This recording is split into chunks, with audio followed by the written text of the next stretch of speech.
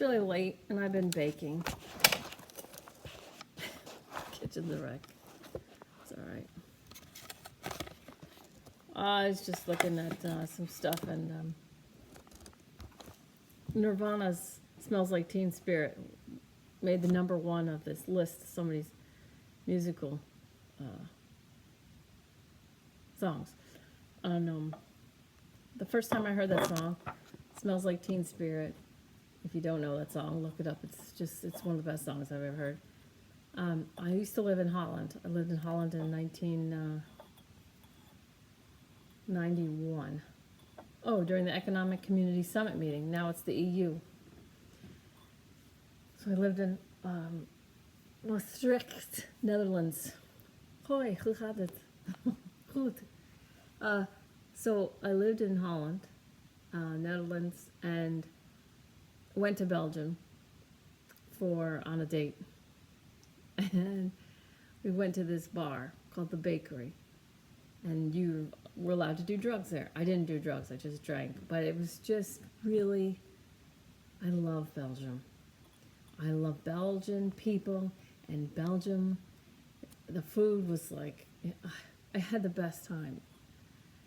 I had so much fun. It was just like party, party, party. And so we went to this bar, The Bakery, and there were people doing drugs in there. And there was this back room, and it was a lot like the Smells Like Teen Spirit video. So I'm in this other country, drinking and hanging out, and the people doing drugs were really mellow, mostly probably pot, I don't know. Going in the back room, there's all these like seats, and it was really mellow. And there's this loud Smells Like Teen Spirit, this song blasting. And what was I? I just turned 21. And it was just, everybody was like my age. So all the messed up kids my age. And just like doing your, bouncing your head to this song. And it was amazing. I just felt so free. I felt so free that I want to cry right now. And there's a feeling of freedom and invincible. You felt invincible. And just felt like, at 21 years old, I was in another country, away from home. My mom had gone through cancer the first time. It's hard to leave. But then being over there, drinking and hanging out, and listening to that song, and the power and the freedom of the song. And that's when I was like telling everybody I was going to run for president. So when I was 21, I was telling everybody I was going to run for president of the United States. And they all were like, I'm totally going to vote for you. All the Americans that I met, anywhere I met them. I met a guy named Mark Lipsky on a train. I think out of Germany. He hadn't had water in a couple days. And I didn't have any water, but I had a peach. And the other people I was traveling with, they had water. And they're like, no, we don't have water. Now, I know this was my last peach because my roommate had spent all my money. She was buying herself stuff. She was buying clothing and all kinds of crap for her boyfriend and herself. She went through her money. And then she started eating like she couldn't afford money for food. So she's eating all my food. Ran me out of money. So I was like, what the hell?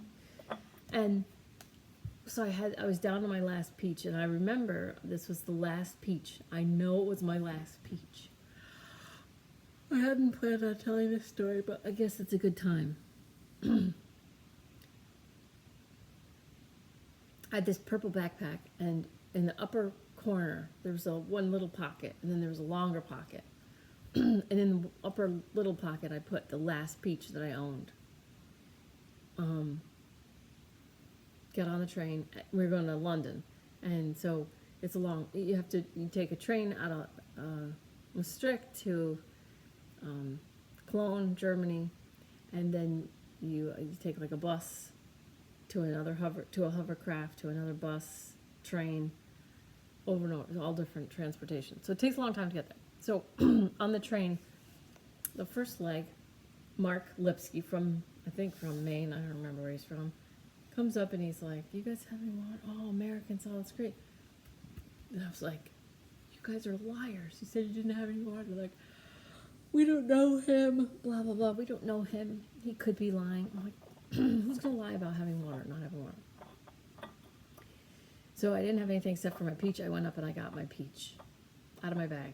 And I went and found him a couple cars up. I was like, "Hey, listen, I don't have any water, but here's a peach." He's like, "Oh, man, this is great. This is so great. This is so great." So he gives me this. He's like, "I don't have anything to give him." I go, and he tells me this whole story about how he got stuck and how his trip was taking a lot longer and how he ran out of money and all this stuff. But I said, "Well, you'll probably be all right." He's like, "Yeah, I'll be all right, whatever." Told him I was going to run for president. He's like, "I'll help you, man. I'll get all my friends to vote for you." Then he's like, "I'm not going to be able to make it to this concert." He hands me a concert ticket to somewhere in Germany. I'm like, "Yeah, all right." I knew I wasn't going to go, but I still have it. I have the concert ticket in my scrapbook. And then I went back and trashed my, I was like, "You guys are such douches. Like, I can't believe they couldn't give him one. You have so much water." So the point is, so then my backpack was all over the place after that. It was in and out of trains, in and out of buses, in piles with other backpacks and all this stuff till we get to the youth hostel. Now this is it's in the hovercraft. Me and this guy that worked on the hovercraft were the only two people that didn't get sick. Everybody else was puking or at least nauseous because the hovercraft was so bumpy. But it was so bumpy. And then the trains and the buses throwing the backpack up in the top and then ripping it down and throwing it up and taking it down. And then we get to the youth hostel. There's 13 of us. We're going to take one room, but our room wasn't ready yet. So we throw all of our backpacks in a pile.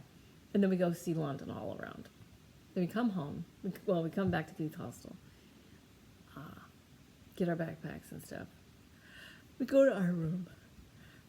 And I let everyone else go first because I don't like people behind me. So I'd rather be last. I just rather take my time and not have everybody wait for me. So I come back in the room. And I have a top bunk. So there's 13 of us in the same room. And I got this top bunk, which is exactly what I wanted. I got the exact bed that I wanted, which was crazy because 13 people, you think there's no way I'm going to get the bed I want, especially when I'm choosing last. I didn't even choose, and I got the one I wanted. That's the exact bed I want. So, and everybody was asleep. By the time I got back from washing my face and brushing my teeth, everyone was asleep. And before I climbed up into my bunk, I look at my backpack and I'm like, looks like there's something in that pocket where my peach was. But that can't be, It can't be.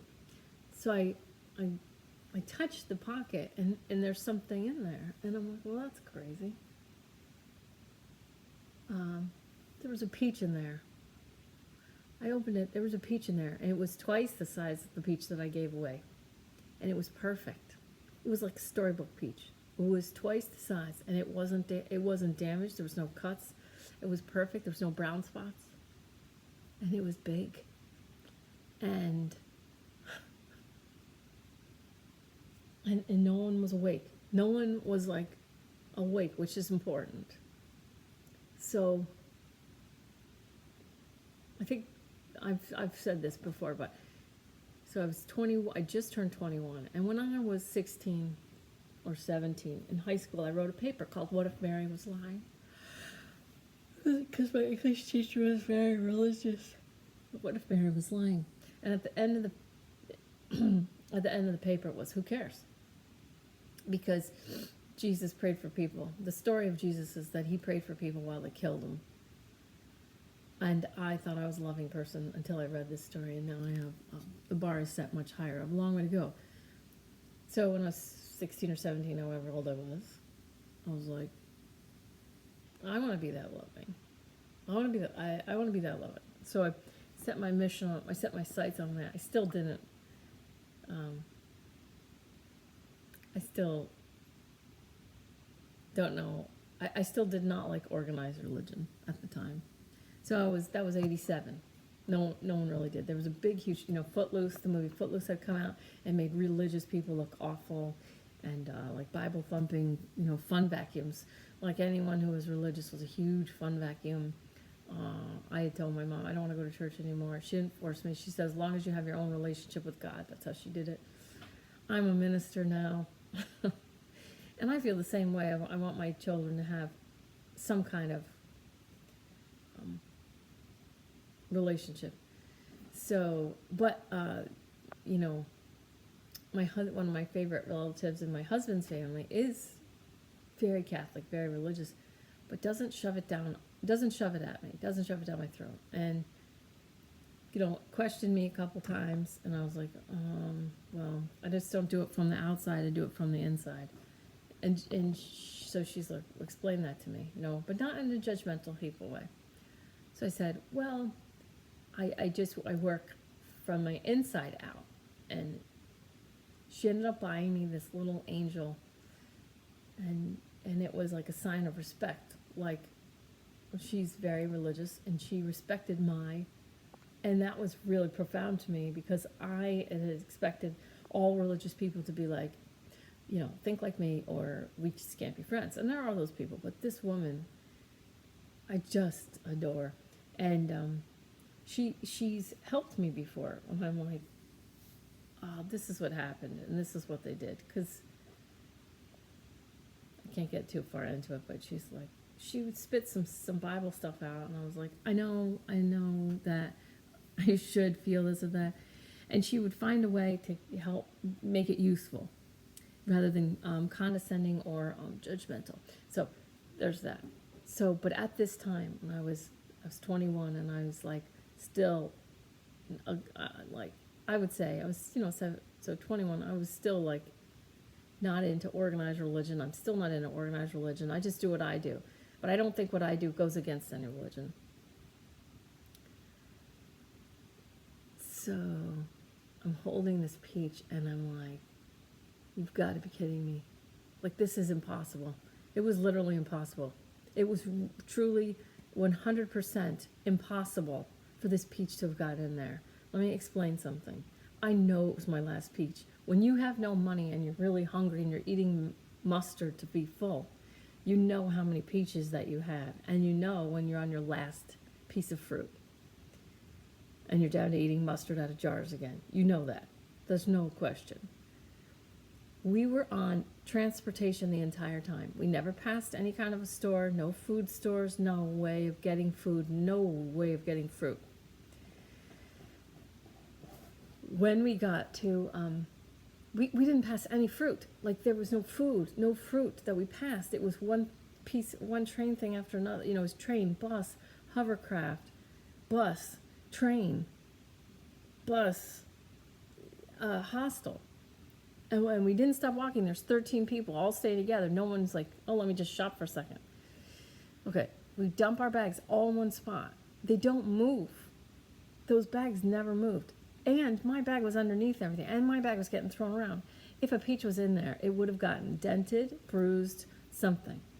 I take this thing out. It's huge and perfect. So I take this peach out of my bag. And my jaw just drops open. And I'm like, oh my God. And my stomach just like drops. And I'm having this moment. And I wasn't high, I wasn't drunk, I wasn't impaired at all. So I climbed out of a window. There's, You can climb out of a window, and I don't think you're allowed to do this, but there was this overhang, and it wasn't really steep. So I climbed out of the window, and I was sitting on the roof, like the roof I had access to. And I'm holding this peach, and I'm like, I am not going to allow this moment to be like, just, I'm not taking this in stride, because I'm not going to let myself talk myself out of this. Because my mom died and came back to life, and she told me about the light, and she told me what it was like. And I was like, tell me what happened. She's like, I don't know. I was over there. I was in this other place, and I was finally warm. I hadn't been warm in years, and I was finally warm. And there was this light, and I just felt love all around me. And she said, I felt like I had to make a choice whether to stay there or go back. And then I'm thinking, oh, you chose to come back. She goes, and I chose to stay. I said, you what? Like you were abandoning me? She's like, no, honey, I was just finally warm, and I didn't feel sick anymore and all this stuff. And she's like, I just felt warm for the first time in as long as I can remember. And she's like, I just was ready. And she goes, it felt so nice. And I wanted to stay. And then she goes, and then I was back here. And she goes, I don't know why I'm back here. And I said, maybe so you could tell us the story so that when you do go, we won't worry about you. And as soon as I said that, I was like, oh my God, that's true. And I knew, I was going to lose her within, shorter amount of time than I would like. And after she died, or before she died, I'm sorry, when I would bring it up, like, remember what happened? And she's like, well, I was probably dreaming. Well, I don't know if that really happened. So she kept doing that. I'm like, no, I know what happened. I talked to you at length. Don't dismiss this. She's like, well, I don't know. It could have just been this. It could have been because she bled out is what happened. She's like, could have been because I had ran out of blood, or could have been this, or, maybe because I bled out. That's probably what it was, all this stuff. And I'm like, Mom, no. We went over it in detail. I made you tell me. You told me everything. It was so detailed. And so I said, I'm not. So when I had my peach moment, which happened before my mother dying, I was like, I'm not going to let this be explained away by saying, well, maybe somebody put a peach in, or maybe this happened, or maybe that happened. I know nobody put a peach in. They couldn't have. It couldn't have happened. So I sat out on the roof, and I'm like holding this peach, and I'm like, just gonna feel like, what is happening? What happened? How do I have this peach that's impossible? And that's when I was like, maybe there is a God. Maybe because I gave my peach away, I get this thing that's way better. And I was just in this state of gratitude that was like,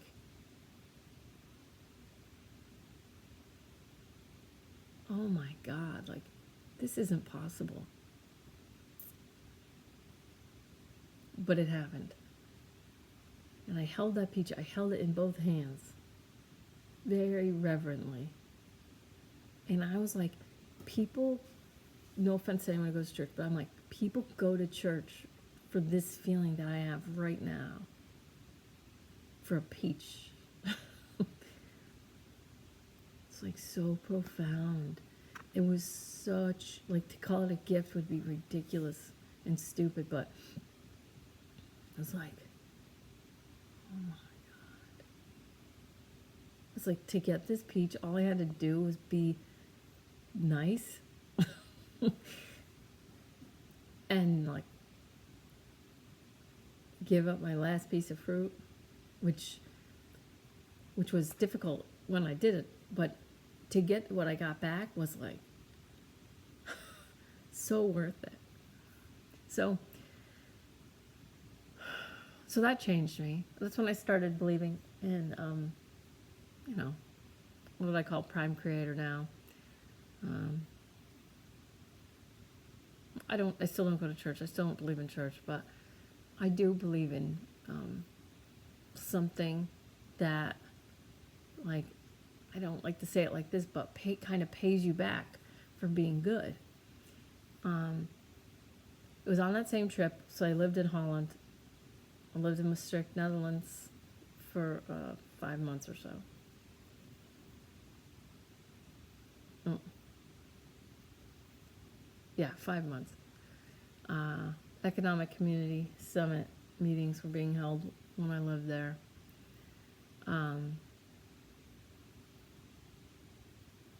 The freedom in the bakery at the bakery bar in Belgium. And like, I love my life. I want everyone to love their life.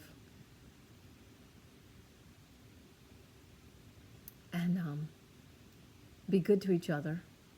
My kids and I have a joke about be kind, be kind, be kind. They have be kind everywhere. And my daughter says the people screaming, they like yell be kind to us. She's like, and the people who are like constantly yelling be kind are like the meanest people ever. So we have this little joke about be kind. But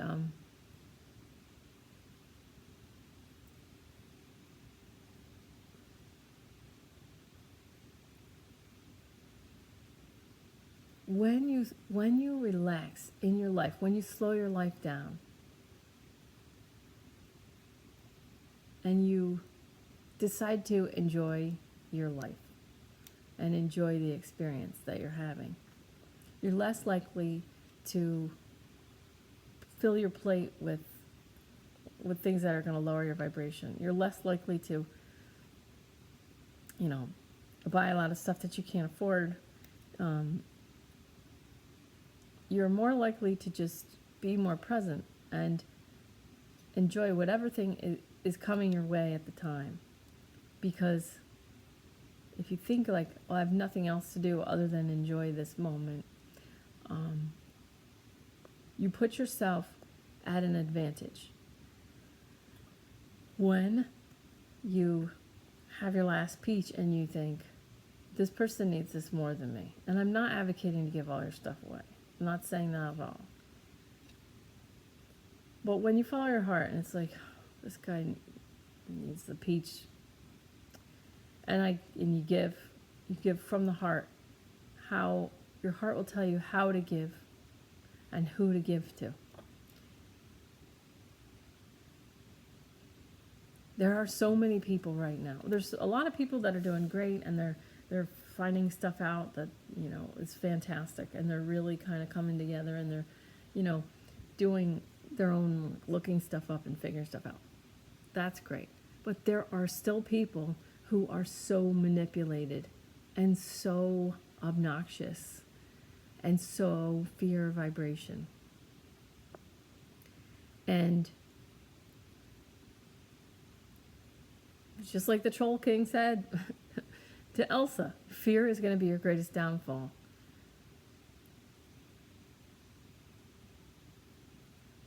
These snitch lines, I want to talk about that for just a half of a second. Holy crap. So tell on your neighbors, tell on the people. If you see too many people gathering, if you know about this, your cell phones, obviously, they know if a bunch of cell phones are together, they know there's that many people. They're going to, they could come arrest you. De Blasio in New York City, saying to the Jewish community, like, you will be arrested.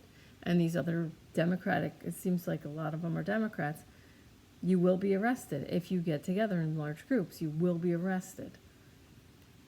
And someone made a good point that it's these Democratic places letting criminals out on the street, like rapists and murderers are getting let out of prison for this pandemic, and then they want to arrest people for being too many in it. Okay, and then enter snitch lines. I just want to say, if you're snitching, you are doing what people did in Nazi Germany. People told on each other in Nazi Germany. They do it right now in China. Dragonfly, they get higher social credit scores if they tell on their neighbors and their friends. So, and then, you know, this is the SS. That was the, you know, the people would tell. Same with George Orwell's 1984. Am I the only one that saw that movie? Am I the only person that has seen 1984? Please watch it. It's like, you need to see 1984. You need to start having little red flags go up when they're telling you to tell on people. Now, I know that some people completely believe that this is the right way to go and this is the thing to do, is to snitch and to tell. And if that's what you're doing, that's what you're doing, and I bless you, I forgive you, and I respect your free will choice to do that, and I love you from here. But that's what they did in Nazi Germany. That's what the Chinese social credit score is all about. You need to really think if you want to be snitching on people for getting together. You need to think about that. If you're going to do it, you're going to do it. But think about, this is what they did in Nazi Germany. This is what they did in George Orwell 1984. This is what they do in China, communist state. So I'm not telling you how to live your life. I'm just saying, you know, when I saw this lockdown or whatever, like a long time ago in my mind, in a vision, and I was worried that it was civil war, like, and I've had some people say, you know, do you think we could see civil war? I think that we could see civil war. We could see civil war. The realities created by the news media versus the reality that, you know, people listening to the doctors that keep getting taken down. It's so vastly different that we could see some sort of civil war. And I have leftists in my family who are related to conservatives. And the leftists truly think that the conservatives are idiots. And they also know that the conservatives have a garden and are prepared, know how to hunt, all this stuff. And the leftists are extremely condescending to the conservatives. And the last time they were all together, the conservatives were saying, do you guys have this? Do you guys have that? In case, you know, the power goes out, or in case this or that. And I'm like, no, you know, if the shit hits the fan, we're just going to come to you guys. And the conservatives said, you may not make it here. You know, you're over an hour away. You may not make it here.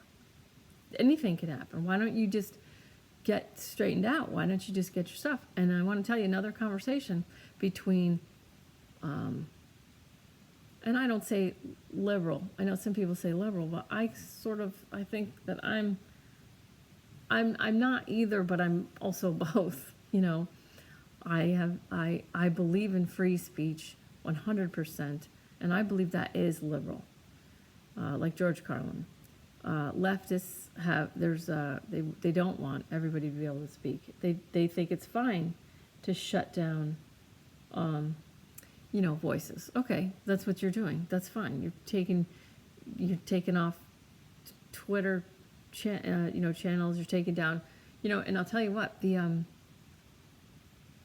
the liberal centrists were the first ones. They're like, we're getting purged off YouTube. They're clearing out the middle. They're clearing out the middle.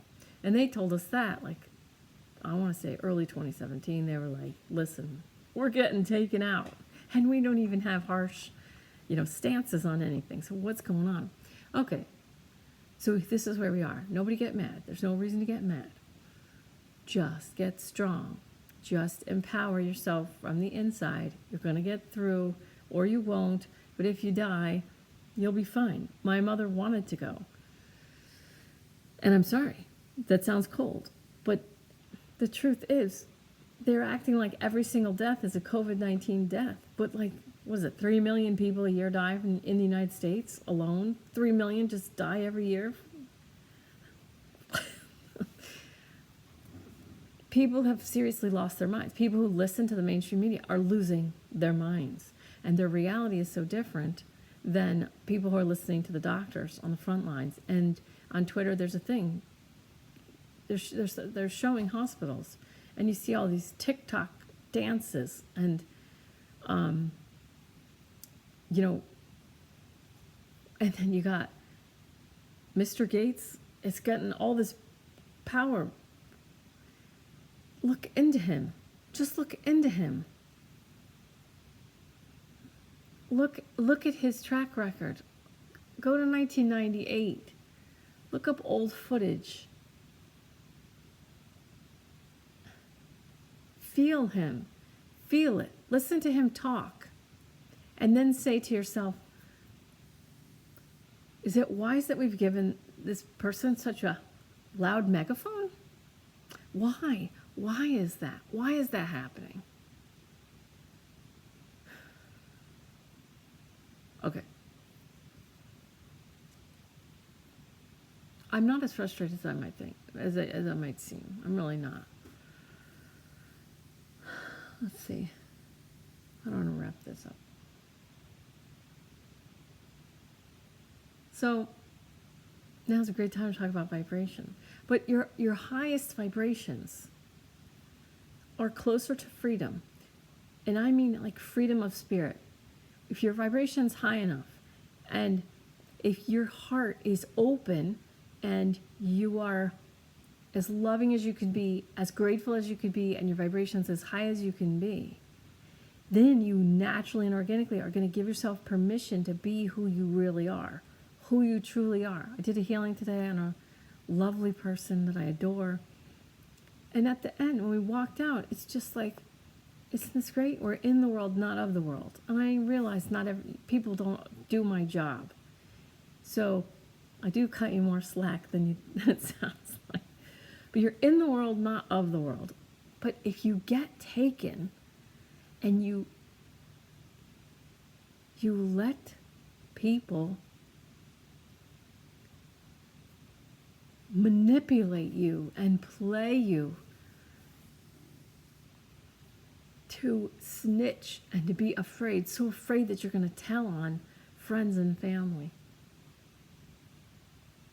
you're working against freedom. And freedom is what's the higher vibrations. It's just fine. It has to be fine. It has to be fine with me that there are people in the world actively working to remove freedom. That's what's happening. There are people in the world working as hard as they can to remove your freedom right now. And if you're trying to isolate this down to Michigan or the president, stop. That's not what I'm doing. If you think about sheep or cows, any livestock that are getting herded in a certain direction, it's like that meme with the sheep and the sheep says, "You guys, I swear the man and the dog are working together." And I'm like, you're such a conspiracy theorist. My dad said, I like to think that if I were a sheep and they were trying to herd me one direction, I would go, if everybody's going that way, I'm going to look over here.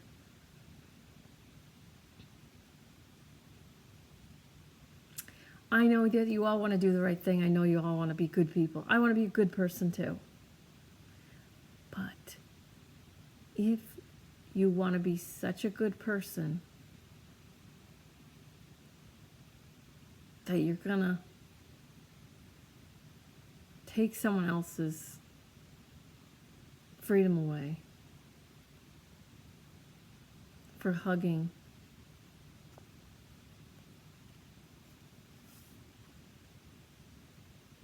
Well, that's just what you're going to do, I guess.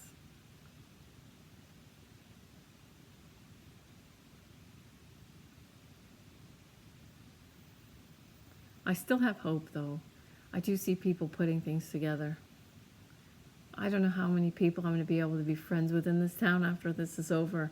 I don't say anything. I just said, sunlight kills the virus.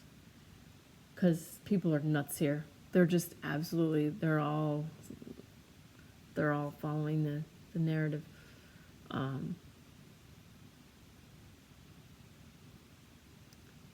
Really. They're like, oh no, that's been debunked. Like, okay, it depends where you get your news. It depends where you get your information. Because I'm listening to the doctors. I'm listening to all different places. But I'll tell you, the doctors' stories all go together. They all formulate together. They all work together.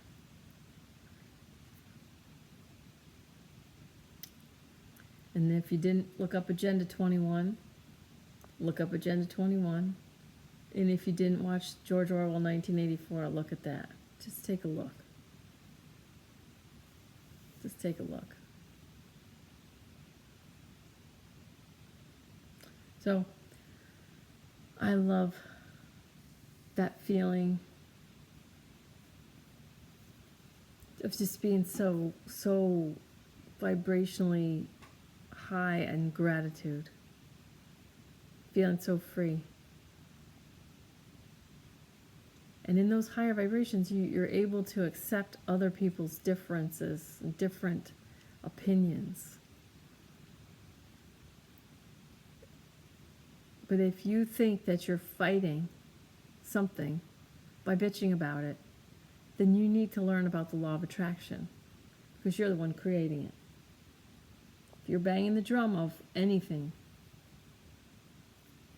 you're creating it. Your ego's going to go, no, I'm fighting it. I'm fighting it.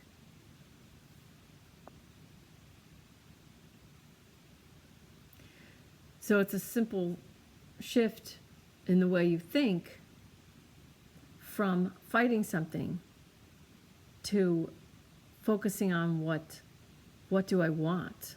What do I really want? And then coming up with a solution to create the outcome that you desire. So it may look like fighting, but where's your intention? Where's your mind? Is your mind focused on the solution, or is your mind focused on fighting against the thing? If your mind is focused on fighting something, where your mind goes, energy follows. So you're actually feeding what you think you're fighting. So if there's something that you want to fight against, or that something that you don't want, then that would be a problem. You can calm down, come to center, meditate on a solution. And you can ask for courage, ask for help in moving towards a solution. But when you calm your mind and you see, oh, this is not heading in a good direction, what do I desire? Okay, first, what do I desire? Once I know what I desire, then I can meditate and ask for a solution. So the dead people like scream in your face like this, what do you want? What do you want? They're constantly trying to let you know life is short. You're not in the meat suit for very long. What do you want? What do you want? Focus on what you want. What do you want? What do you want?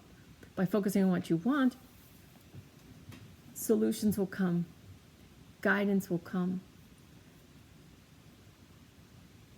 Once you use your energy to focus on what you want and you move towards a solution, you don't have to use any energy to fight against the BS. So you focus. So when I do healing work, or when I do my meditations, I use my third eye to project the world I want. I want a world full of light, flooding the world with light, leaving nothing and no one out. The whole world flooded with light. Everybody sees everything. A world that we can be truly grateful for.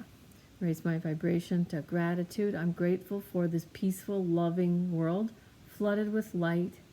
The oceans are healthy. The land is healthy. The atmosphere is healthy. And every being on the planet is in perfect harmony.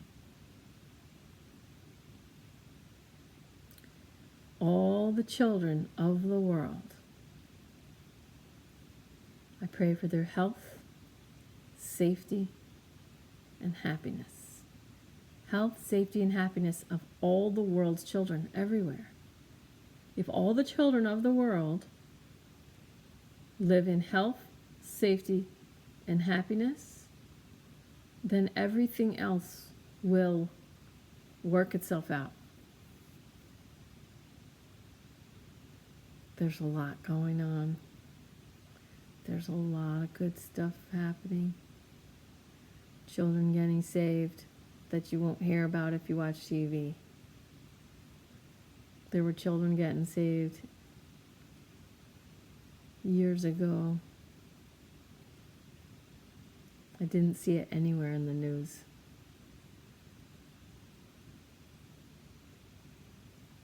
Relax. Relax.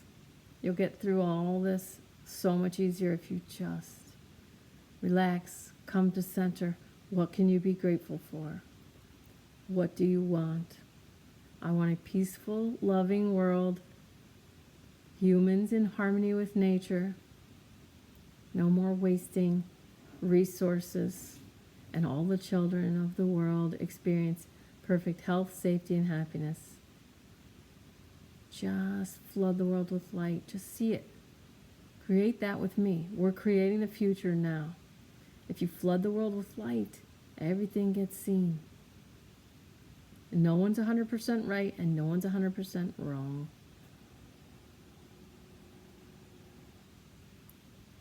All right, I love you.